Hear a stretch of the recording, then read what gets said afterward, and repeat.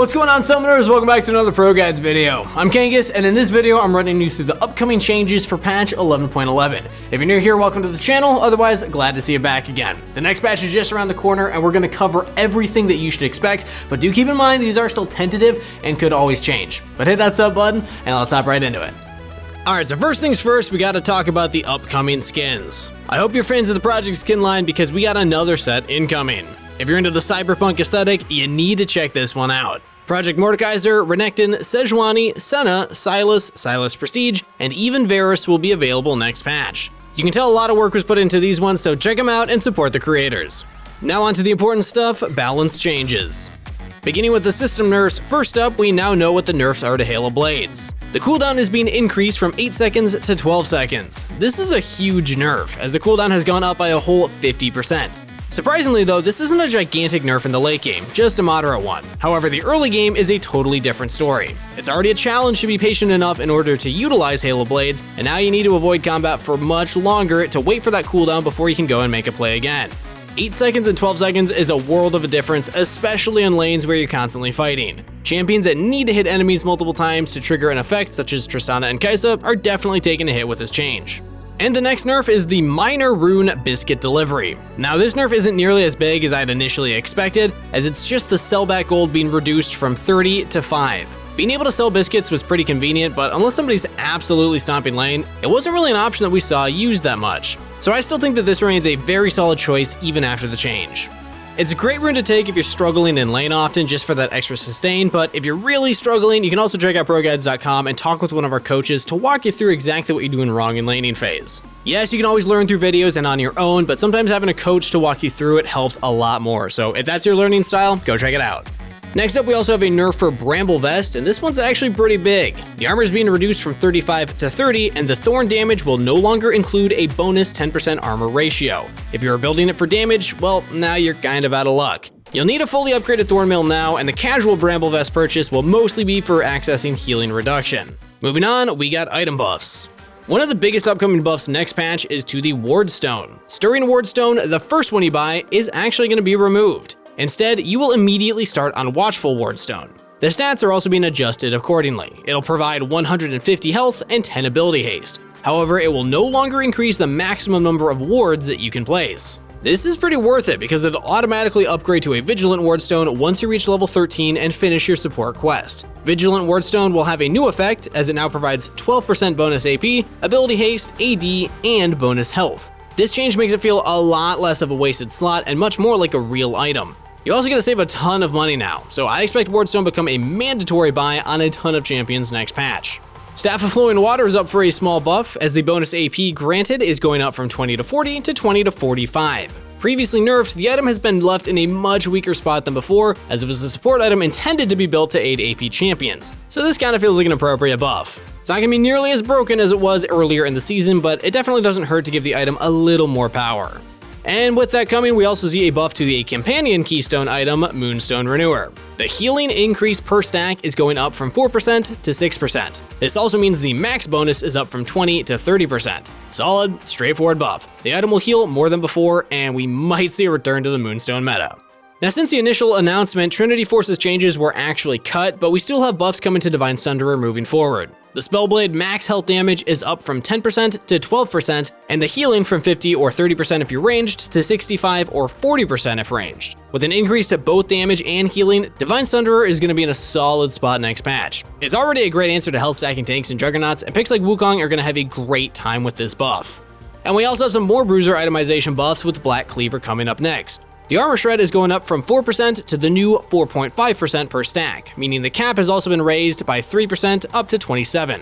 Although minor, a buff is a buff, and top laners as well as bruiser junglers are looking stronger next patch. Next up is the expected changes to SERPENT'S FANG. The range shield reduction is being buffed from 25% to 35%. That's a pretty big penalty in place for ranged champions, which discourages purchasing it even in situations where it would be optimal. With this buff, I don't know if it fully makes it worth it, but it makes a little more sense now to adapt to an enemy's team comp. Still though, 35% doesn't feel great. Although Bramble Vest was nerfed, we have a buff to a different tank item instead, Warden's Mail.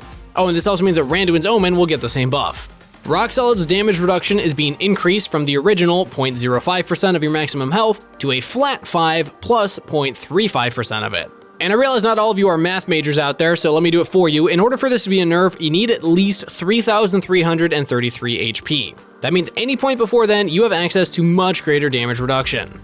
Frozen Heart is also up for a similar buff. The attack speed slow is going up from 15% to 20%, and the damage reduction is up from 0.5% HP max health to 10 plus 0.35%. This doubles that previous number that we mentioned, so yeah, it's going to be a strict buff unless you're playing Cyan and manage to farm for more than an hour.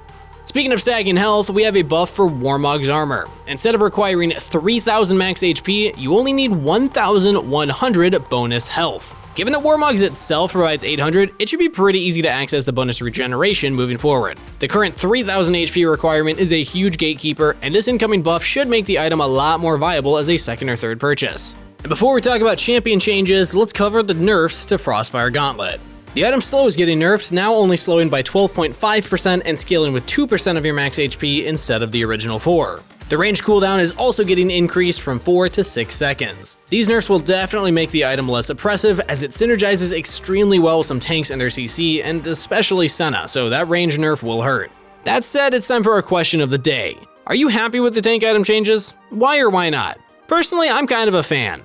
The damage output is a little lower than before, and tanks have access to items that actually help them mitigate damage. There was so much damage in the game this season, and I'm hoping that the pace slows down a little bit. But even with these, we are seeing buffs to things like Black Cleaver and Divine Sunderer, so I think it'll even out. But let me know your answers in the comments below. So that's it for the item changes. Next up, let's move to champion balance. We'll start off with the top lane, as URGOT has been a dominant pick, especially in low elo for the majority of the season. Even after the nerfs to Titanic Hydra and even direct nerfs to the champion, URGOT has not slowed down one bit on his rampage to mow down his opponents. One more minor nerf is coming up, as his W's AD ratio is going down from 20 to 36% to 20 to 34%. I'll also quickly mention that Alawi was supposed to be buffed, but because a lot of her core items are getting buffed instead, Riot's deciding to wait for the results before directly buffing her. And one of my favorite troll picks is up for a buff next patch too. Teemo's W cooldown is going down from 17 to 14 seconds. Pretty solid buff that will probably have a bigger effect in high elo than lower. More mobility is something the players in higher brackets take advantage of way more effectively, and I'm kind of okay with this buff. Given that he's more of a skill check champion in low elo anyways, it's always nice when champions can be played at any rank. Next up, another toxic top laner, we got a buff for Singed. His E cooldown is being lowered from 10 to 8 seconds based on skill rank. It's just a straight up solid buff that'll make Singed a much stronger team fighter than before. For you 5 Singed mains out there, you can rejoice. Next up, we got a lot of upcoming changes to the jungle, so let's steamroll through them. I'll start by saying that this is pretty cool for jungle players who play the less popular picks. The top tier junglers are all getting nerfed across the board. Starting off with superstar Triple Flex Morgana, your time has come. A 64% ban rate is unfortunately where it comes to an end. Her W's monster bonus damage is going down from 185% to 155%, so we're expecting an end of an era.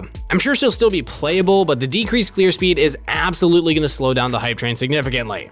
Another upcoming nerf is to Lee Sin, as his E cooldown is going up from 8 to 9 seconds. The previous buff to the ability was a bit excessive, as it increased his teamfight damage as well as his clear speed a little too much. He'll remain a strong and popular pick, but this nerf should take away some of his excessive power. Next up, a nerf for Rumble Jungle. You heard it right, the high elo menace is finally receiving a nerf that should push him back into laning. Rumble's passive bonus damage against monsters is just straight up going down from 120 to 80. This takes a massive hit on his fast clear speed, which is one of the greatest merits of the pick. Do not expect to see Rumble in the jungle anymore. And even Elise isn't escaping nerfs either. Her Spider Form auto attack AP ratio is going down from 30% to 20%. This hurts Elise a bit later in the game and makes her way less snowbally. While Elise's early game will still remain oppressive, the leads will be less rewarding than before. Oh, and speaking of reasons to celebrate, AP Shaco is getting nerfed as well. Yay! AP builds have been surfaced not only for support Shaco, but also in the jungle, and Riot is not okay with that, and neither am I. So his W damage per hit AP ratio is just straight up going down from 10 to 9%, and his E's AP ratio is also being reduced from 55 to 50%. Now that we got the nerfs out of the way, let's talk about the jungle buffs. The first one is for Graves. He's actually been underperforming heavily recently, and a lot of other junglers that are currently meta exert way too much kill pressure. For once, Graves isn't able to bully out whoever he pleases. There's just a ton of matchups that don't work out in his favor, and he isn't the same impressive blind pick as before. He's a little too weak, so his AD per level is going up from 3 to 4 next patch. Oh, poor Hecarim, right? Took you behind the barn and put you out of your misery, but looks like you're back up and running again. Probably helps that lore-wise you're kind of undead. Anyway, his Q's bonus AD ratio is going up from 70 to 75%, his E's minimum bonus AD ratio from 50 to 55%, and the maximum bonus AD ratio up from 100 to 110%.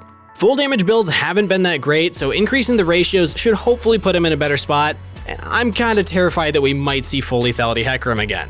And next up is the most unexpected change, and that's to Nautilus. We put him in the jungle section because his E will now deal 200% increased damage to monsters. This is an insane buff. It's 200% increased damage, meaning that he now deals triple damage to monsters. An increased clear speed by that much will almost certainly lead to something exciting next patch. If not, at least he can give some nice level 1 leashes for his jungler.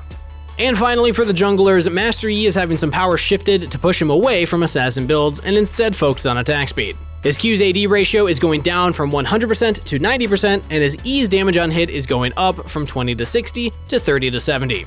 Clearly, you're rewarded much more for building attack speed than damage as a result of this change. That's it for the jungle, so let's run through the mid lane next. Qiyana has been terrorizing high elo lately, but luckily coming soon to a Summoner's Rift near you are a couple nerfs. Her W's bonus movement speed is going down from 5 to 13% to the new 3 to 11%. This makes her way less effective at roaming and lowers her kill pressure, and it also makes it easier to chase her down when she overextends. All subtle things, but they definitely matter in high elo and they'll start to add up.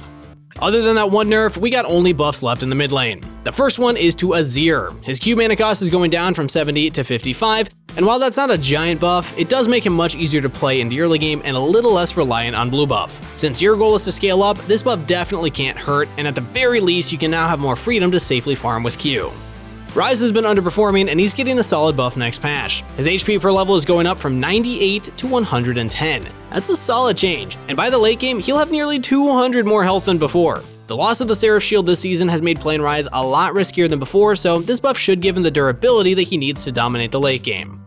Wait a minute, Ryze buffs? Frozen Heart buffs? Oh god.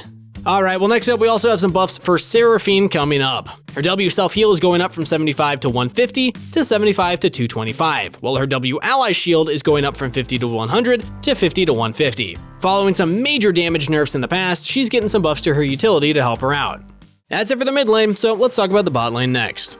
We only have one change for the bottom lane, and that one is to Ezreal. His health regeneration per level is going up from 0.55 to 0.65, while his base armor is going up from 22 to 24.